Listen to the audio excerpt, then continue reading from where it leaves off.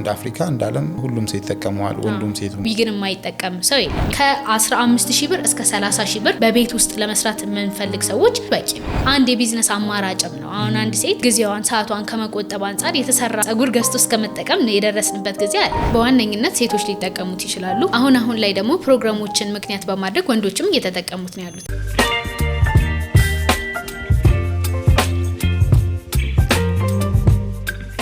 ሰላም ጤና ይስጥልን የተወደዳችሁና የተከበራችሁ የትርታ ቢዝነስ ሪቪው ቤተሰቦች እንደምን ቆይታችኋል? ፈጣሪ ይመስገንኛ በጣም ሰላም ነን። ትርታ ቢዝነስ ሪቪው እንደሚታወቀው የተለያዩ ሀሳቦችን ወደ እናንተ በማቅረብ ይታወቃል። እንግዲህ ዛሬም በፖድካስት መጥተናል። የመጣንበትም ምክንያት አንድ ሀሳብ ለእናንተ ለማቅረብ ነው። ይህንን ሀሳብ የምታቁም የማታቁም ትኖራላችሁ። ነገር ግን በጣም ጠቃሚና በተለይ ቢዝነስ ለመጀመር ቢዝነስም ለመቀየር ለምታስቡ ጥሩ ግብአት ይሆናችኋል ብለን በማሰብ ሙሉ ትንተናውን ከዋጋ ጭምር ቃኝላችሁ ወደናል። ይህ ቢዝነስ ምንድነው የሚለውን ከባልደረባዬ ጋር የምናደርሳችሁ ስለሆነ ፕሮግራሙን ከመጀመሪያው እስከ መጨረሻው በመከታተል ለቤታችን አዲስ የሆናችሁ ላይክ፣ ሼር፣ ሰብስክራይብ በማድረግ ይሄን የመሰለ ጠቃሚ መረጃ ወደ እናንተ የሚያደርሰውን የትርታ ቢዝነስ ሪቪው ሰብስክራይብ ማድረግ አትርሱ እንላለን። ፕሮግራሙን በመምራት ነው መስቀሌ ጎበናና ባልደረባዬ ህሊና አብርሃም አብራን ትቆያለች። አብራችሁን ቆዩ።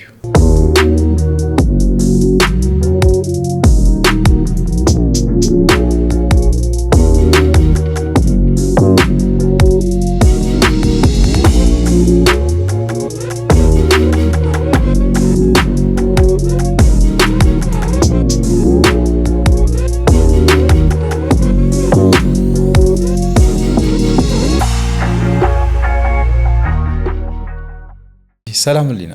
ሰላም እንዴት ነህ? እንዴት ነሽ?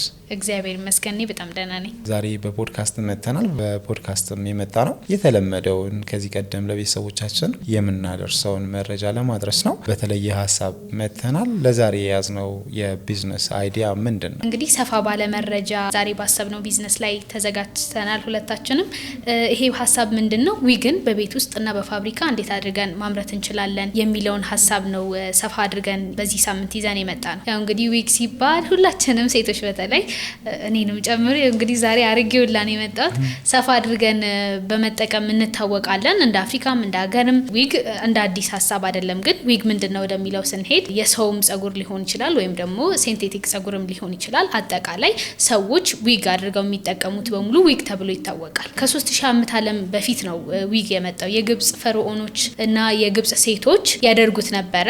ልክ እንደ ንግስና መገለጫ ወይም ደግሞ ባለሀብቶች የሚጠቀሙት ነበረ። ልክ እንደ ውድ ጌጥ ነበር የሚታየው። ዛሬ ላይ ወርቅ፣ አልማዝ እንደምንጠቀመው ያኔ ዊግን እንደ ትልቅ ግርማ ሞገስ ሲጠቀሙበት ነበረ። እንግዲህ ዊግ አመጣጡ ረዘም ያለ ነው ብለን ማለት እንችላለን። ከ18ኛው ክፍለ ዘመን ጀምሮ ደግሞ ፋሽን ሆኖ በአለማት ላይ በሁሉም ሀገራት ላይ ተሰራጭቶ ዊግን ማንኛውም ማህበረሰብ ይጠቀመዋል። እንግዲህ መስቄ ታሪካዊ አመጣጡ ዊግ ይህንን ይመስላል። ከቀደም ጀምሮ ዊግን ሰዎች ይጠቀሙታል፣ ያውቁታል። በጣም ጥሩ። እንግዲህ አንቺም ጠለቅ ያለ ሀሳብ ሰጥተሽናል ከታሪካዊ አመጣጡ ጀምረሽ ማለት ነው። አሁን ደግሞ በመቀጠል እኛ ይሄንን ሀሳብ ለዛሬ ይዘን የመጣ ነው ቤተሰቦቻችን ስራ ይስሩ ብለን ስለምናስብ ይሄንን ሪኮመንድ ለማድረግ ነውና እንደው ይሄንን የዊግ ማምረት ስራ ብንጀምር የኛ ቋሚ ደንበኛ ሊሆን የሚችለው ማን ነው? ተጠቃሚው ማን ነው የሚለውን ነገር ብትነግሪኝ። ተጠቃሚዎቹ ያው በሁለት መክፈል እንችላለን። በዋነኝነት ሴቶች ሊጠቀሙት ይችላሉ። አሁን ላይ ደግሞ ፕሮግራሞችን ምክንያት በማድረግ ወንዶችም እየተጠቀሙት ነው ያሉት። በተለይ ደግሞ ጸጉራቸው ገባ ያሉ ሰዎች ኦኬዥናል ለሆነ ነገር ለሰርግ ሊሆን ይችላል፣ ለተለያየ ፕሮግራም ሊሆን ይችላል። ለወንዶች የተዘጋጀ ብቻው የወንዶች ዊግ አለ። እሱንም እየተጠቀሙት ነው ያሉት አሁን ላይ። እሺ የኔ ያንተ ምክንያት አልጠረጠርም እስካሁን። እንግዲህ በጣም አሪፍ። እሺ እንግዲህ እነዚህን ጸጉርም በለው ይባላል። አዎ ጸጉርም ዊግም ይቻላል። ኦኬ እሺ። ስለዚህ እኚህን ዊጎች ተጠቃሚ ወንድም ሴትም ከሆነ ኢቭን በመንገዳችን ላይ በተለይ ሴቶች ላይ የማይጠቀም የለም እስክንል ድረስ ደርሷል። በተለይ እንዲሄድን ራሱ ይሄ ነገር ዊግ ነው ወይስ ጸጉር ነው እያልን እንከራከራለን። የሚያጠራጥሩ ነገር አጠራጣሪ የሆነብን ተመሳሳይም እየሆነብን መጥቷል። በተለይ ሂማን ሄሩ ማለት ነውና እንደው እንለይ ቢባል እነዚህን ሂማን ሄርና ዊጎችን በምንድን ነው ልንለይ የምንችለው? ሂማን ሄርና ዊግ ይለያያል። እንግዲህ 3 አይነት ናቸው ጸጉር አይነቶች ወይም ዊግ ብለን ስናየው በ3 እንከፍለዋለን። የመጀመሪያው ሂዩማን ሄር ወይም ደግሞ ከሰው ጸጉር የሚወሰድ ዊግ ሲሆን ሁለተኛው ደግሞ ሲንቴቲክ ሄር ይባላል። ሲንቴቲክ ሄሩ ከፕላስቲክና ከሌሎች ማቴሪያሎች የሚዘጋጅ ነው። ሌላኛው ደግሞ ሌስ ዊግ የሚባል አለ። ሌስ ዊግ የሚባለው ከሂዩማን ሄር በአይነቱም በጣም ተመሳሳይ ነው። ከሰው ጸጉርና ከሲንቴቲክም አብሮ ሊዘጋጅ ይችላል። ብቻውንም ሌስ ዊግ ይባላል። አሁን ላይ እጅግ በጣም ውድ ከሚባሉት ልክ ከሂዩማን ሄር እኩል የሚወዳደር አይነት ላይክ ሂዩማን ሄር የሚባል አይነት ነው። እንግዲህ እነዚህ 3ቱ የተለያዩ ናቸው። እንግዲህ ሌስ የሚባለውን ለየት የሚያደርገው የጸጉር ቤቢ ሄር ሳይቀር ማለትም እዚህ ፊታችን ድረስ የሚወጣው ጸጉር ሳይቀር ከቆዳ ታይፓችን ጋር ተመሳሳይ አይነት ከለሮች ተመርጠው ለግለሰቡ ይዘጋጃል። በጠይም ከለር፣ በቀይ ከለር፣ በነጭ በተለያየ አይነት ሰውየው እንደሚፈልገው ወይ ሴትዮዋ እንደምትፈልገው አይነት ይዘጋጃል። ከ3ቱ ትንሽ ለየት ያለው ወይም ደግሞ እንደው ተጠባው ያዘጋጁት ብለን ማለት እንችላለን በ3 ይከፈላሉ።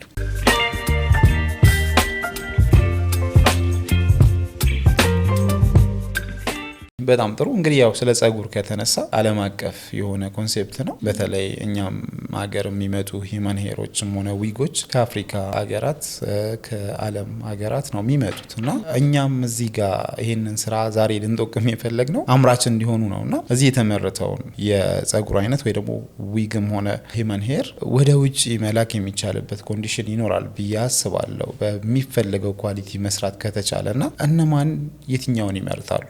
እውነት ለመናገር ዓለም በሚባል ደረጃ የዊግ ተጠቃሚ ነው። ዊግ የማያደርግ ሀገር የለም እስከሚባል ድረስ በሰፊው ይጠቀማል። ግን በዋነኝነት ጥናቶችም እንደሚያሳዩት አሜሪካ፣ ሳውዝ ኮሪያ፣ ናይጄሪያ እና እንዲሁም አፍሪካ ሀገሮች በስፋት ይጠቀሙታል። ይህ ምንድነው ያሉበት የፊልም ኢንዱስትሪ፣ የሙዚቃ ኢንዱስትሪ ተጽዕኖ ያሳድርባቸዋል። ዊግን ሰዎች ሲጠቀሙ ብቻውን አይደለም። አሁን ለምሳሌ አሜሪካን ብናይ በሆሊውድ የሚገኙ አክተሮች የዊግ ተጠቃሚዎች ናቸው። በስፋት አርታቸውን የራሳቸውን ጥበብ ያሳያሉ። በተለይ ደግሞ ልክ እንደሌሎቹ ብራንዶች ጸጉር ስታይላቸውን በመቀየር የነሱ ተከታይ እንድንሆን እንትናኮ እንዲህ ተቆርጣለች የእንትና ጸጉር እኮ የዛ አይነት ስታይል ነው የሚል ኢንዱስትሪው ላይ ተጽዕኖ የሚያሳድሩበትም አቅምም ጭምር ነው። ወደ ኮሪያ ሳውዝ ኮሪያም ስንሄድ የኬፓፕ ኢንዱስትሪ ላይ ያሉ ሰዎች በዚህ ልክ የዊግ ተጠቃሚ ናቸው። ወደኛ ሀገር ስንመጣ ወይም ወደ አፍሪካ ስንሄድ ደግሞ ናይጄሪያ ላይ ኖሊውድ የሚባል የፊልም ኢንዱስትሪ እንዳላቸው ይታወቃል። በሱም ቀደም ብለን የጠቀስናቸውን አይነት ጥበብ ያንጸባርቁበታል በዊግ ላይ ማለት ነው። ወደ አፍሪካም ስንመጣ እኛም ተጠቃሚዎች ነን። ኢትዮጵያን ጨምሮ ኬንያን ጨምሮ ዊግን የማይጠቀም ሰው የለም። ያው የምንጠቀምበት ምክንያት እንዳልነው የተለያየ ሊሆን ይችላል። ሰዎች ጸጉራቸው ብዙ ካልሆነ ብዙ ለማድረግ ለውበት ብለናል። እንዲሁም ደግሞ የራሳቸውን አዳዲስ አይነት ፈጠራዎች ለመፍጠር ሰዎች ከርል ያረጉታል፣ ፍሪዝ ያረጉታል፣ ወይም ረጅም እንዲሆን ያረጉታል፣ ሹሩባ በመሰራት ይጠቀሙበታልና ይሄ አንድ የቢዝነስ አማራጭም ነው። አሁን አንድ ሴት ጊዜዋን ሰዓቷን ከመቆጠብ አንፃር የተሰራ ጸጉር ገዝቶ እስከመጠቀም የደረስንበት ጊዜ አለ አይደለ? ሹሩባው የተሰራ ዊግ ትገዛለህ አርገኸው በቃ አንተ ጊዜ ከሌለ ስራ የማይመች ከሆነ ሰዎች በዚህ መንገድ ላይፋቸውን ቀለል የሚያደርጉበት ነገር ነው። እውነት ለመናገር ደግሞ እንደ ሴት ሆነ ስታስበው ጸጉር የሰዓትን ረጅሙን ጊዜ ይወስዳል። ሁሉንም ልብስን ለብሰ ተዘጋጅተህ ምናምን ነገር ወደ ጸጉር ስትሄድ ሰዓት በጣም ይወስዳል። እሱም ማስተካከልና ጥሩ የቢዝነስ አማራጭ ነው የምንለውም ከዚህ አንፃር ነው። በዕለት ተዕለት ህይወታችን በስራችን ላይ እጅግ አስፈላጊ የሆነ ነገር ከመሆኑ አንፃር ቀደም ሲል እንግዲህ ናይጄሪያ ብያለሁ። ናይጄሪያ ያልኩበት ምክንያት ከአፍሪካ የተለየች ሀገር ስለሆነች ሳይሆን ናይጄሪያ በኖሊውድ ኢንዱስትሪ ከመላው አፍሪካውያን ቶፕ አድርጋ ወጣለች። በደንብ ስራዋን ማሳየት የቻለች የኖሊውድ ፊልም በደንብ በዓለም ደረጃ ታዋቂ ሆኗልና በዛ ኢንዱስትሪ ላይ እነሱ ዊግን የመጠቀም አቅማቸው ከፍ ያለ ስለሆነ ነው እንጂ ያው ናይጄሪያም አፍሪካ ውስጥ ነው የምትጠቃለለው። በጣም ጥሩ። እንግዲህ ሁሉ ኤክስፐርት እየመሰልሽ ነው በዚህ በሂዩማን ሄር በዊግ ዙሪያ የምትነግሪኝ ነገር በጣም ጥሩ የሆነ መረጃ ነው። እንደው ያው ወደ ቢዝነሱ እየሳብነው ስለሆነ ይህንን ጸጉር ስንጠቀም ወይ ደግሞ ዊጉንም ስንጠቀም አንዱ መለያ ቅድም እንዳልሽኝ እንደ አፍሪካ እንደ ዓለም ሁሉም ሰው ይጠቀመዋል፣ ወንዱም ሴቱም ብለሽኛልና ሌላኛው ነገር ደግሞ ከበጀት አንጻርም ልዩነት ይፈጠራል። የሂዩማን ሄር ዋጋ ኢቭን እንደየደረጃ የተለያየ ነው። ሳይዝም አለው እንደ ሳይዙ የተለያየ ነው። ዊጉም እንደዛ የተለያየ ዋጋ ይኖረዋልና እንዴት ነው አሁን እነዚህን ዋጋዎች ተንተርሰን ልንገልጽ የምንችለው ከዋጋ አንጻር? ያው እንግዲህ መስኬ በዋነኝነት ስናይ ሂዩማን ሄር ሲባል አብዛኛውን ሰው አፎርድ ማድረግ አይችልም። ምክንያቱም ከመነሻ ዋጋው አንስተን ስናይ በጣም ትንሹ እንደው ሰዎች ተጠቅመውትም ይሸጣል ከ10 ሺህ ብር ጀምሮ አለ። ሌላው ግን እስከ 100 ከዛም በላይ ነው። እንደየ አይነቱ ከሚመጣበት ሀገር እያንዳንዷ ነገር ኳሊቲውን ከፍ ያደርገዋል። ወረድ ብለን ስናይ ደግሞ ሲንቴቲክ ሄር ከ1 ሺህ ብር ጀምሮ ልናገኝ እንችላለን። ያው የምንጠቀምበት ጊዜ ሂደቱ ይለያል። ሂውማን ሄር ሲሆን ያው ዘላለማዊ ባይሆንም በደንብ 5 አመት 3 አመት ልንጠቀመው እንችላለን። ያንንም ስናደርግ ደግሞ ልክ እንደ ሰው ጸጉር ቀለም እየቀባ ነው ፍሪዝ እያደረግ ነው በፈለግነው መንገድ እንሄዳለን። ወደ ሲንቴቲኩ ጸጉር ስንመጣ ደግሞ አንድ ሰው ከ6 ወር እስከ 1 አመት ሊጠቀም ይችላል። ያው ውስን ነው። ፍሪዝ ከገዛ ፍሪዝ ብቻ ታደርገዋለህ። ቀጥ ያለ ከሆነ ወይ ስትሬት ዊክ ከሆነ የገዛው ስትሬት ይሆናል። ወይም ደግሞ ሌላ አይነት ከሆነ እንደዛ ውስን ናቸው።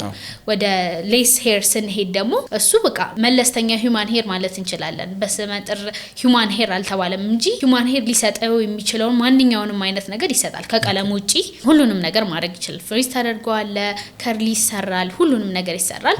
ይሄ ደግሞ በዋጋ ከ20 ሺህ ብር ጀምሮ የሚገኝ ነው። በጣም ከፍ ያለ ነው። እንደውም ከሂውማን ሄር የሚቀናቀን አይነት ነው። ስለዚህ እነዚህ ሶስቱ ታይፖች በዋጋ ይሄንን ይመስላሉ። ያው ከትንሽ እስከ ትልቅ አላቸው።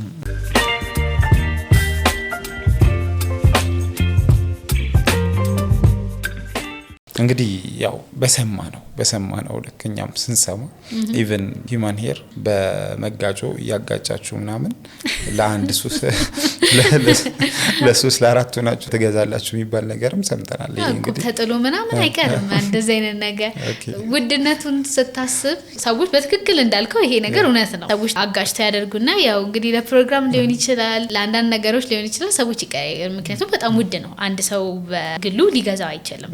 ያው አሪፍ ፋይናንሻል ነገር ከሌለው በስተቀር ልክ እንዳልከው ጓደኞች ሰብሰብ ብለው አጋጭተው የሚገዙትም ሁኔታ አለ። ስለዚህ እዚህ ነው ያላስገዳጅ ነው እያልሽ ነው። በነገራችን ላይ ፊት ገጽታ ላይ በጣም የተለየ ለውጥ ነው የሚያመጣው።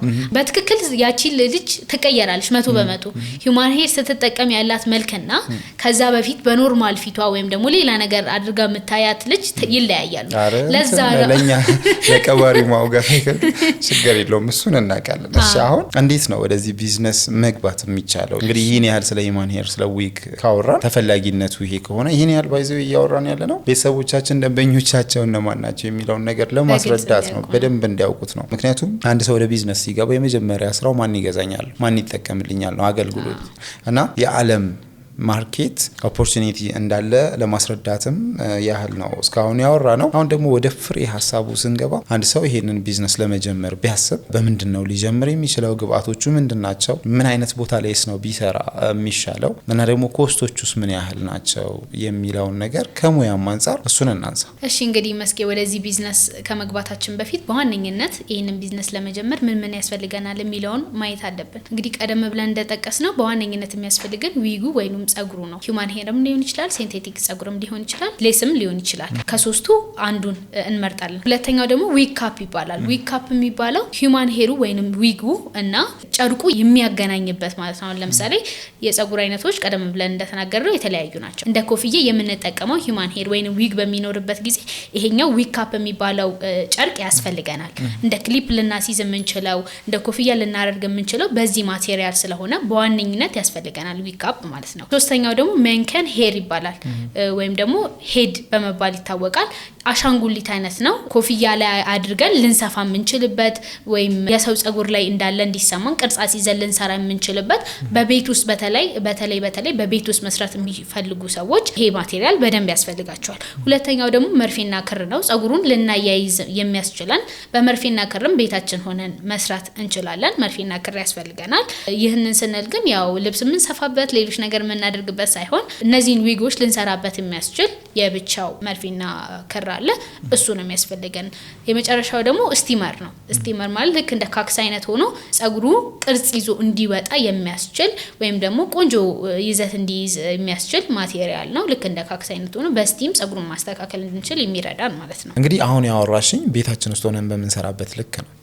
እነዚህን አሁን የጠቀሻቸውን እቃዎች በምን ያህል ብር ነው ልናገኝ የምንችለው? በቤት ውስጥ አንድ ሰው ይሄንን ስራ መጀመር ቢያስብ ምን ያህል ገንዘብ ያወጣል? በቤት ውስጥ እንግዲህ ወደዚህ ቢዝነስ መግባት ስናስብ ሴንቴቲክ ሄሮችን ከ1000 ብር ጀምሮ እስከ 5000 ብር ማግኘት እንችላለን። እንደየአይነቶቹ ይለያያል እንዳልኩት ከዛም በላይ ሊሆን ይችላል። ግን ለምን ያህል ጸጉር የሚበቃ ነው? አሁን መጠቅሽልኝ ላይክ አሁን ያው ጸጉሩን በእንትን በነጠላው እየቆጠርኩ አይደለም። አንቺ ስትገዢ ሄደሻን የሆነ መገዢው መጠን አለ አይደል? ሰው እሱን በልክ ሁለት ጸጉር ሊያሰራ የሚችል ሁለት ዊጎችን ሊያሰራ የሚችል ዋጋ ነው አሁን እየጠቀስኩኝ ያለው። ሁለት ዊግ ማለት አንድ ሰው በቀን ውሎ ውስጥ ያቺን አሻንጉሊቷንና ክሮቹን ተጠቅሞ ሊሰራ የሚችለው አንዲት ሰው ወይ አንዲት ሴት ልታደርግ የምትችለውን ዊግ ይዘት ያለው ነው። ኦኬ ለሁለት ሰው መስራት ለሁለት ሰው ሁለት በቀን ውስጥ አንድ ሴት ጎበዝ ከሆነች ሁለት ዊግ ልትሰራ ትችላለች። ለሁለት ዊግ የሚበቃ ማግኘት ትችላለች። ከ1000 ብር እስከ 5000 ብር የሚሆን ኬት ነው የምታገኘው? ከኦንላይን መግዛት ትችላለች። ቻይና፣ ቱርክ በዋነኝነት ቆንጆ ግብአት ማግኘት የምትችለው ከቻይና ከአሊባባ ማዘዝ ትችላለች። ቱርክም አለ እንዲሁም ህንድ አለ። ያው እንግዲህ ይሄ ሂዩማን ሄርንም ጨምሮ ነው። ወደ ሂዩማን ሄር ከፍ ስናደርገው እንግዲህ ከ20000 ብር ከ50000 ብር በላይ ነው። ይሄ ፍቱን ስለምንገዛ ነው የተፈታውን ስለምንገዛ ኦሬዲ ሳይሰራ የሚመጣውን ስለሆነ ነው። በእነዚህ ዋጋዎች ማግኘት ትችላለች። በትንሹ ከሳይዝ አንፃር ይሄንን ስንል የሂዩማን ሄር አይነቶቹ ይለያያሉ። ቀጥታ ጸጉሯን ከምትሸጠው ሴትዮ የሚቆረጠው ቨርጅን ሄር ይባላል። እሱ በጣም ሃይ ኳሊቲ ነው። ከ100,000 ብር በላይ ነው የሚገዛው።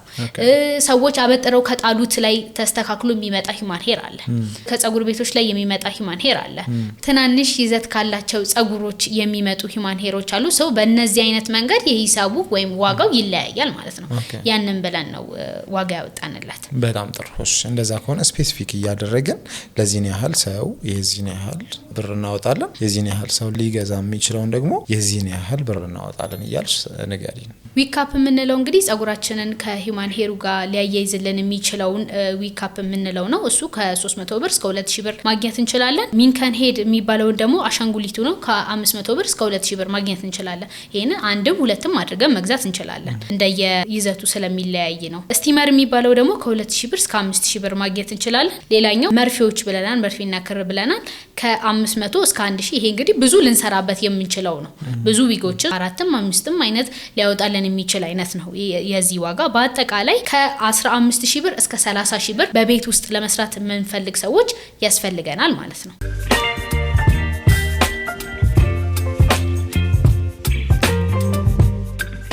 በጣም ጥሩ። እንግዲህ አሁን የነገርሽኝ ማቴሪያል ኮስት ነው። ማቴሪያል ኮስት ነው የእቃ ዋጋ። ከዚህ በተጨማሪ እንግዲህ ቦታ ይኖረናል፣ ሰራተኛ ይኖረናል፣ ምናልባትም ከዚህ በተጨማሪ ግብአቶች ይኖራሉ አይደል? እንደዚህ እንደ መርፌ እንደ ማጣበቂያ ምናምን። እነዚህንስ በምን ያህል ዋጋ ነው ልንይዛቸው የምንችለው? በአጠቃላይ እነሱን ከ3000 እስከ 5000 ብር መያዝ እንችላለን። ምክንያቱም ይሄ ስራ በዋነኝነት በግል ስንጀምረው ኢንዲቪጁዋሊ ስንጀምረው እኛ ስራው ምን ያህል እንደሚያዋጣን አይተን ሙከራዎችም ያስፈልጋል። እንደጀመርነው ይሳካልናል ማለት አይደለም። እንደጀመርነው ቆንጆ ቪዲዮ ይወጣልናል ማለት አይደለም። ስሩ ፕራክቲስ ራሳችንን ካበቃም በኋላ በእኛ በስር ያሉትን ደግሞ እንደየስራቸው እያየን ስለሆነ የምናበቃው የሂሳቡ ዋጋ ዲፔንድ የሚሆነው ግለሰቡ ላይ ነው። ኦኬ። ስለዛ ያንን አይተው እነሱ የሚያዋጣቸውን ዋጋ ለሰራተኞቻቸው ይመድባሉ። ከዛ በኋላ ያለውን ፕሮሰስ ደግሞ በቤታቸው በትንሽዬ ቦታ ይወስዳል። አሻንጉሊት ላይ ስለሆነ ምን ሰራው እኔ እናንተ የተቀመጥንበት ቦታ ራሱ በቂ ነው። ጠረጴዛ አድርገን በቤቱ ስለመስራት በቂ ነው። ሌሎቹ ማቴሪያሎች ቦታ ፈልገው ማስቀመጥ የሚችሉበት ነው። ይግድ ትልቅ ነገር አያስፈልግም መጀመሪያ ላይ። ኦኬ። ስለዚህ ይሄ ቤቱንም ግብአቱንም የሰራተኛውንም ዋጋ አንድ ላይ ጨመቅ አድርገን ምን ያህል ብር ይዘው ይጀምሩ እንበል? ከ15000 ብር እስከ 30000 ብር በቂ ነው። በቂ ነው። ኦኬ። በጣም ጥሩ። ምናልባት ቦታ አንድም ቢዝነስ በጣም ማተር ያደርገዋል። በዚህ ስራ ላይስ ቦታ መምረጥ ይኖርባቸዋል ወይስ ባገኙት ቦታ ላይ ቢሰሩ ችግር የለውም? ባገኙት ቦታ ላይ መስራት ይችላሉ። ግዴታ አይደለም። ሰዎች እያዩአቸውን ቢሰሩ አንደኛ ነገር ገበያ መሳብ ነው።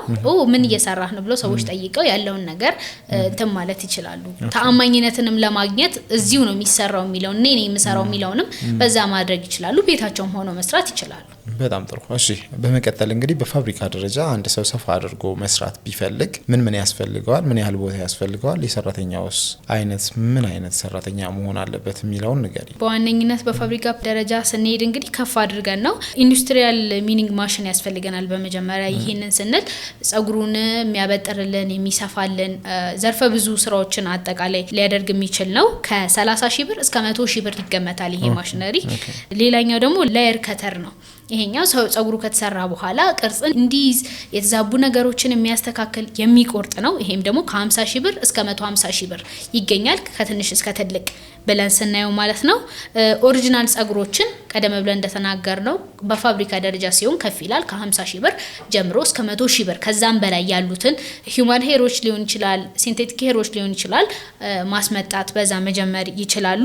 ሌላ የስራ ቦታ ደግሞ ቢያንስ በወር ኪራይ ከፍ አድርገው ከ10 ሺህ ብር ጀምሮ እስከ 50 ሺህ ብር የሚገመት ቦታ ቢወስዱ ለጥሬ እቃዎች ደግሞ አጠቃላይ ቢያንስ እንደ መጀመሪያ ለሚያስፈልጋቸው ከ50 ሺህ ብር እስከ 100 ሺህ ብር የሚጠጉ ማቴሪያሎችን አጠቃላይ መግዛት ይችላሉ። በጣም ጥሩ። ምናልባት እንግዲህ ከዚህ በተጨማሪ በፋብሪካ ደረጃ ያለውን ስራ ለመስራት ብቁ የሰው ኃይል ያስፈልግ ይሆናልና እነዛንስ እንዴት ነው ልናስብ የምንችለው? ምክንያቱም የነገር ሙያ ነው። አንደኛ ነገር ከጤና ጋር የሚገናኝ ነው።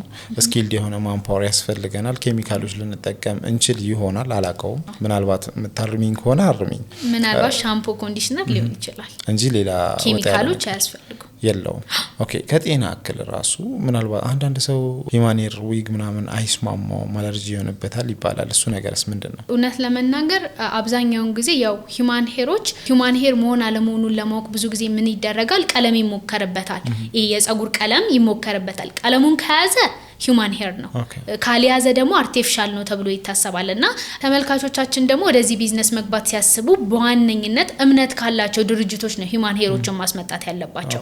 ስለዛ ይሄ የቀለም ጉዳይ አያሳስባቸውም ቼክ ማድረግ አይጠበቅባቸውም ማለት ነው። ወደ ኬሚካሎቹ ስንሄድ ደግሞ እንግዲህ ቀደም ብዬ እንደነገርኩ ሻምፖ ኮንዲሽነር ሊያስፈልግ ይችላል ያው ጸጉሩን ቆንጆ ይዘት እንዲኖረው ለማጠብ ምናምን ነገር። ከዛ በተረፈ ግን አብዛኛውን ጊዜ መስፋት ማስተካከል መተኮስ አይነት ነገሮች ናቸው። ይሄ በእንፋሎ ስቲመር ያስፈልገናል። መርፌና ክር ነው በበቃ በዋነኝነት የሚያስፈልገን እንጂ ኬሚካል ነገሮች ጋር ግንኙነት የለውም እስካሁን ባለው ሪሰርቾቻችን። እና ይሄ ሰራተኛ ላልከን ደግሞ ኦፍ ኮርስ በድርጅት ደረጃ ሲካሄድ ሰራተኞች በቂ ሰራተኞች ያስፈልገናል።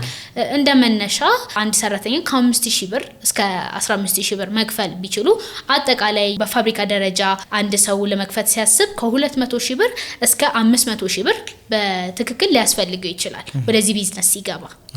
ሰራተኛውን ቦታውን ማሽነሪዎቹን አጠቃላይ ጠቅልለን ስናየው ሂሳቡ ከ200,000 ብር እስከ 500,000 ብር ያስፈልጋል። በጣም ጥሩ ሁሉ ምንድነው አሁን እነዚህ ማሽነሪዎች ያው አገር ውስጥ ቀጥታ ማግኘት ባንችል አስመጪ ድርጅቶች እንግዲህ ማሽነሪዎችን የሚያስመጡት እንደ ገበያው አይተው ነውና በዚህ ሴክተር ላይ ደግሞ የተሰማሩ ብዙ ሰዎች የሉም።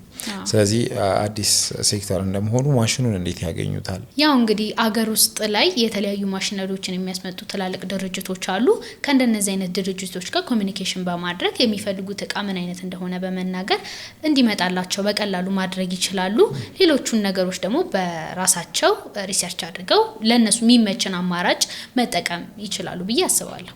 በጣም ጥሩ። እንግዲህ በጣም ሰፋ ያለ መረጃ ጥሩ የሆነ ሀሳብ ሰጥተሽናል። ቤተሰቦቻችንን በዚህ ይጠቀማሉ ብለን እናስባለን። እንግዲህ በቀጣይ ፕሮግራማችን ተገናኝተን አዲስ ሀሳብ እስክናቀርብ ድረስ እንግዲህ ስለሰጠሽን መረጃ በእውነቱ ከልብ እናመሰግናለን። እሺ እኔም በጣም አድርጌ አመሰግናለሁ።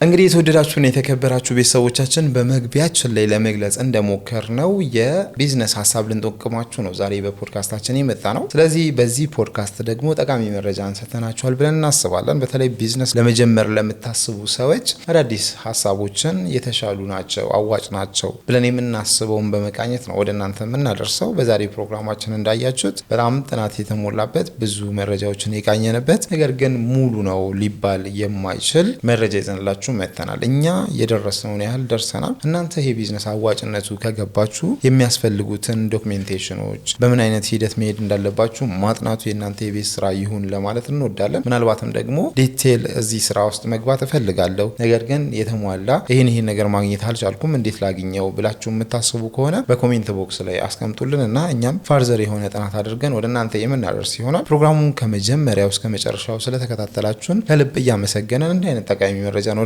እናንተ የሚያደርሰውን የትርታ ቢዝነስ ሪቪው ሰብስክራይብ ብታደርጉ ብዙ ታተርፉበታላችሁ እያለን ፕሮግራማችንን በዚሁ አጠቃለልን። አብራችሁን ስለቆያችሁ በድጋሚ እናመሰግናለን።